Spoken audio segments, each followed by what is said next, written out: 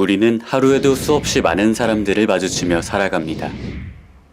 그 속에서 우리는 그들의 불편함에 대해 얼마나 생각하고 있을까요?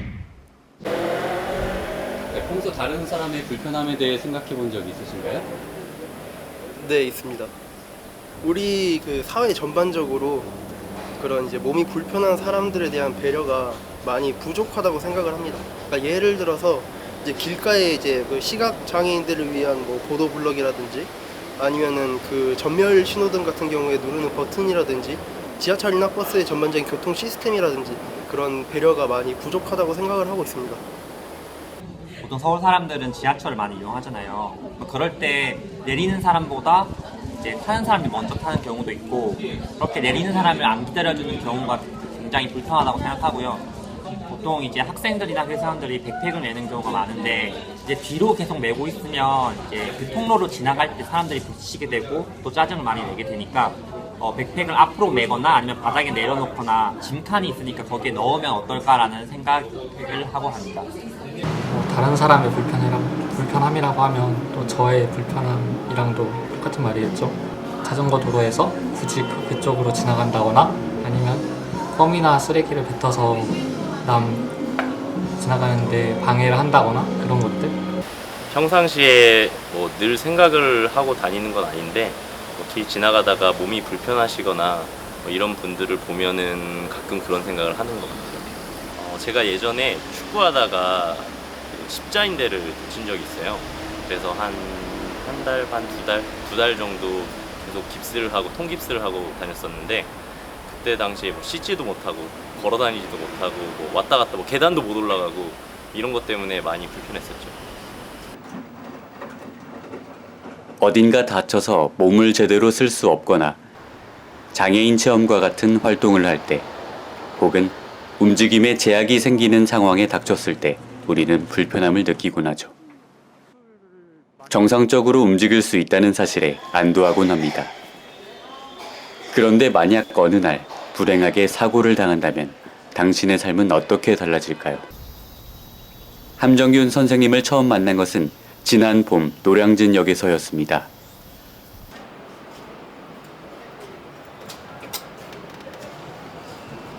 지하철에서 스마트폰으로 영상을 촬영하시는 모습이 눈에 띄었습니다.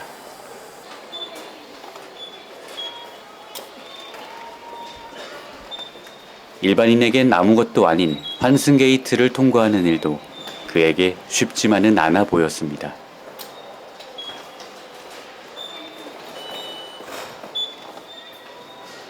문득 그가 궁금해지기 시작했습니다.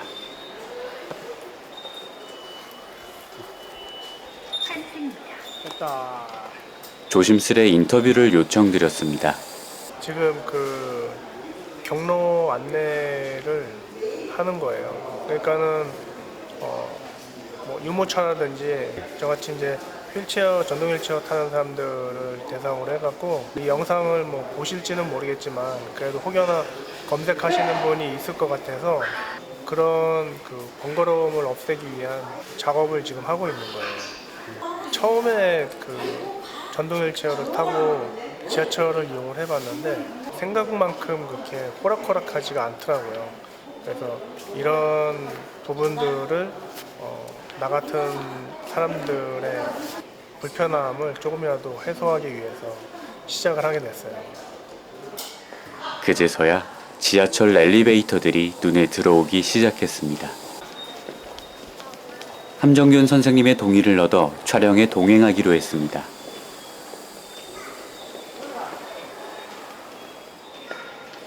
이동할 수 있는 길을 찾는 것부터 시작이었습니다.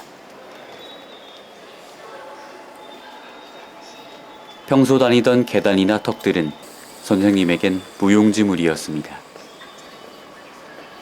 먼저 휠체어가 다닐 수 있는 길을 찾고 그 길을 다시 영상으로 기록하는 일은 매우 번거로운 작업이 분명했습니다.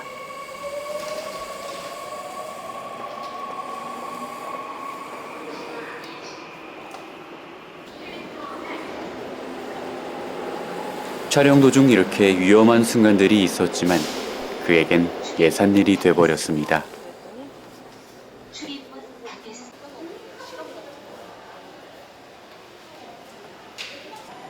유동인구가 많은 역에선 엘리베이터를 3-4번 넘게 기다리기 일쑤였습니다. 엘리베이터가 한 번 왕복하는 데 걸리는 시간은 최소 1분에서 2분. 보통은 더 오랜 시간이 걸립니다. 오랜 기다림에 지쳐 계단으로 올라가는 분도 있었습니다. 그러나 일반인이 20여 초면 올라갈 계단은 선생님에겐 그림의 떡. 혼자 힘으로 갈 수 없는 구간들도 많습니다. 이런 곳은 영무원들의 도움이 필요합니다. 영무원에게 도움을 청하고 리프트를 기다렸다가 타고 내리는 시간 또한 짧지 않습니다. 그날 촬영을 마치고 선생님의 댁까지 들렀습니다. 그동안의 작업물을 보여주신다고 합니다. 그리고 궁금한 점들을 여쭤보았습니다. 제가 신체가 좀 자유롭지 못하다 보니까 그 타이핑하는 거라든지 그 다음에 그 영상 편집 프로그램을 컨트롤하는 부분, 그리고 외부에 나가서는 그 도로가 매끄럽게 돼 있지 않아서 그런 부분들하고, 그리고 간혹 그 엘리베이터가 없어서 많이 그 불편한 부분도 좀 있었고, 그리고 가장 핵심적인 거는 제가 이동이 이제 불편하다 보니까 그런 그 조마조마한 부분들이 좀 있어요. 왜냐면은 전동 휠체어다 보니까 그 펑크가 나는 그런 불안함과 그 다음에 배터리로 사용이 되다 보니까 그 배터리 부분, 제가 그 지하철을 처음에 전동 휠체어를 타고 이동을 할 때 많이 당황스러웠던 경험들, 갈아타는 것만 뭐 30분 이상 걸린 적이 뭐 비일비재하다 보니까 그런 좀 힘든 부분들을 나 같은 사람들이 나와 똑같은 그런 경험을 하지 않게.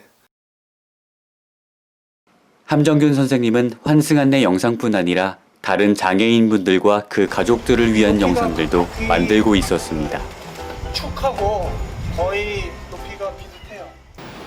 집으로 돌아오는 길, 보이지 않았던 것들이 눈에 들어오기 시작합니다. 나는 얼마나 무관심했었는가. 시간이 비는 어느 휴일, 충무로역으로 향했습니다. 일반인과 장애인이 환승하는데 실제 얼만큼의 시간이 걸리는지 확인해보기 위해서였습니다. 똑같이 충무로역 3호선에서 4호선 환승 구간을 재보기로 했습니다.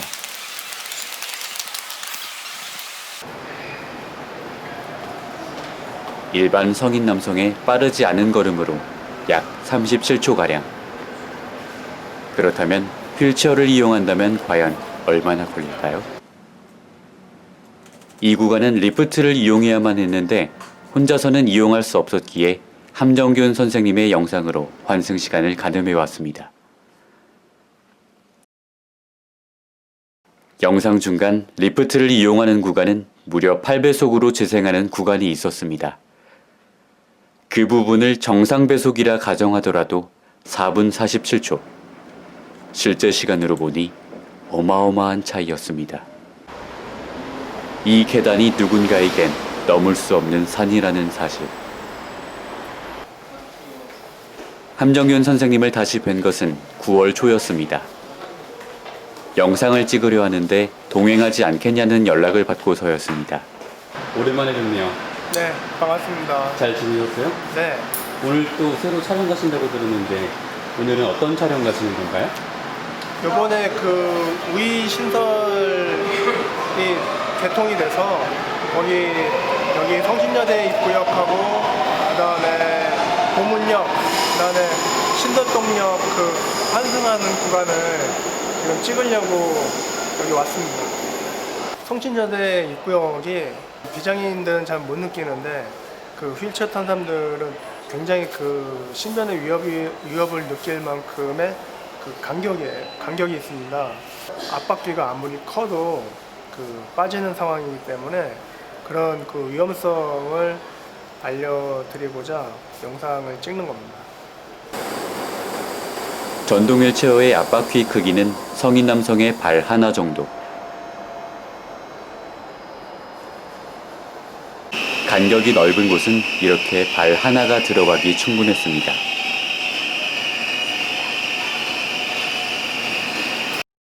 한편 지난 여름 모 공모전에서 숨은 영웅에 선정됐다는 좋은 소식이 들렸습니다. 눈에 띄게 달라진 점은 매스컴에서 이렇게 인터뷰라든지 그다음에 자료들에 대해서 좀 이렇게 궁금해하시는 분들이 좀 있고, 한 예를 들자면은 서울교통공사에서 교통약자를 위해서 지하철 어플리케이션을 이렇게 개발을 하고 있다고 그러더라고요. 그래서 이제 거기서 불편한 점이라든지 고쳐야 될 점, 그런 점에 대해서 그 자문을 좀 구하고 싶다고 해서 얼마 전에는 거기서 하는 그런 회의에도 좀 참가를 했습니다. 승강장 간격 조사를 마치고 개통한 지 얼마 안 된 우이신설 경전철로 향했습니다. 건너서 가는 거 아니야? 그렇지. 이건 어디도 가네.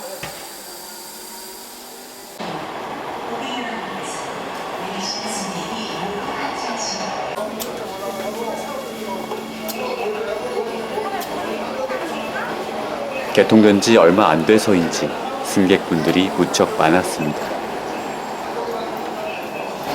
타려고 했으나 시간이 늦어버렸네.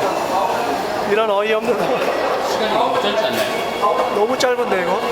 사람이 많은데. 지금 타려고 시도를 했는데 그냥 문이 닫혀버렸어요. 와, 이건 좀 심하다.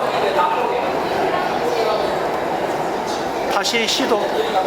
우리 반대쪽으로 건너가서 반대쪽으로 가서 네. 반대쪽 갈아타는 거를 하고 이제 2호선을 타고 보문으로 한번 가보자. 성신여대 입구역, 보문역 환승 영상을 촬영하고 마지막 신설동역으로 향했습니다. 미끄러지듯 출발하는 경전철 안에서 비가 내리기 시작했다는 말들이 들려옵니다.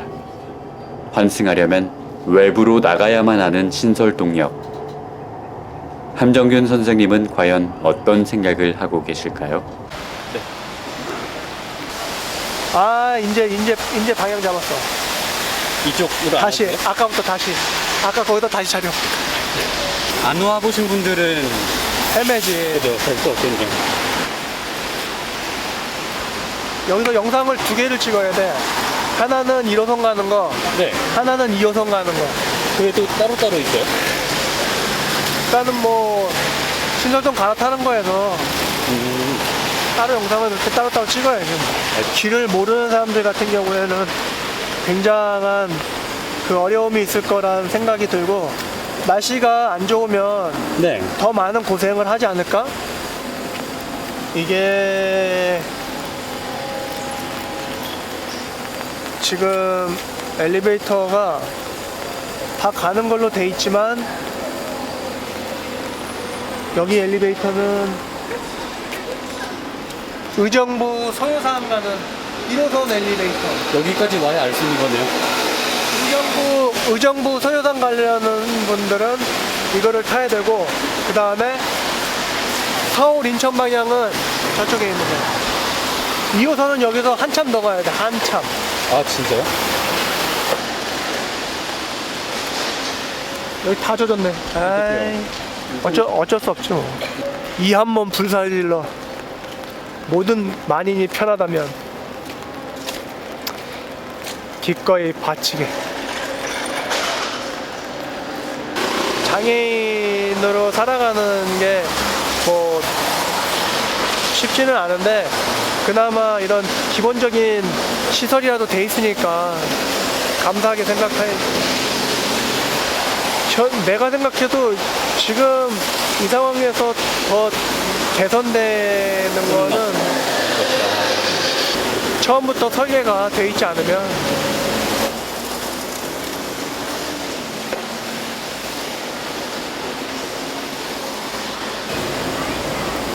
이호선 타는 곳은 어디로 가야 되는 겁니까? 저기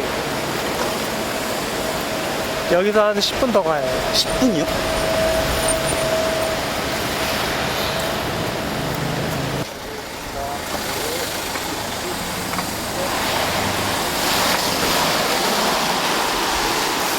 꼭 이렇게 지나가시는 거 보고도 차를 이렇게 멈추시네요. 왜냐면은 예.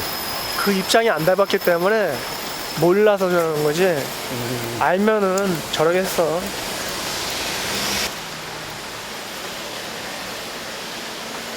자신의 입장보다 남의 입장에서 먼저 생각하는 선생님이 존경스러워지는 순간입니다. 그런데 역 내부로 들어온 선생님의 표정이 심상치 않습니다. 신대통역에서 우기까지 한 번 갔다가 1호선에서 다시 우기까지 한 번 더 갔다가 그렇게 정직하게 가야 될까요? 아니면은 여기서 그냥 여기는 2호선이고요. 여기서는 1호선입니다. 여기서 나와갖고 그냥 이렇게 쭉 가시면 돼요.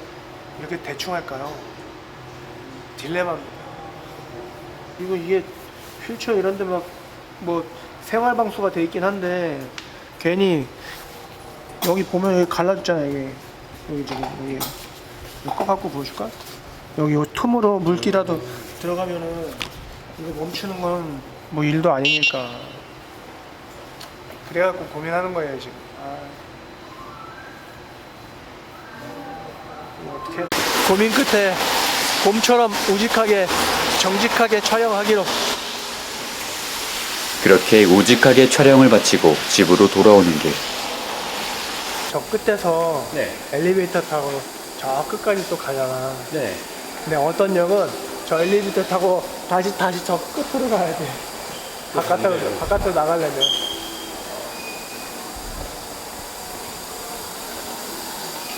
그러니까는 전에는 생각하지 않았던 그런 상황들. 문이 닫힙니다. 다치지 말아야지 나 같은. 그러니까는 이렇게 촬영 끝나고 집에 가는 길 어떠세요? 일단은 또 하나 해냈다. 또 하나 해냈다. 아직 서울이 아직 안 끝나갖고 조금 더 분발은 하긴 해야 되는데 그래도 뭐 그냥 촬영 이후에는 늘 그러하듯이 편집이 기다리고 있으니까. 네, 어쨌거나 촬영을 하든 편집을 하든 그냥 내가 좋아서 하는 거지.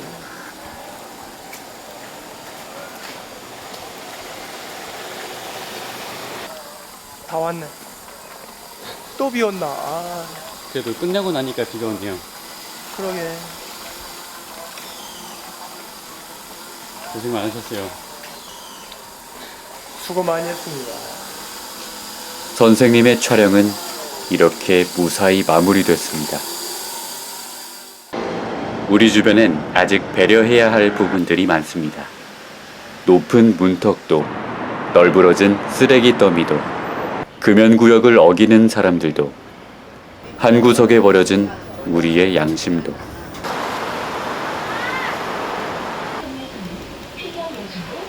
변화는 사소한 것에서부터 시작됩니다. 이렇게 다른 사람들을 생각하는 작은 마음에서부터, 작은 배려에서부터, 작은 행동에서부터 우리 사회는 달라질 수 있습니다.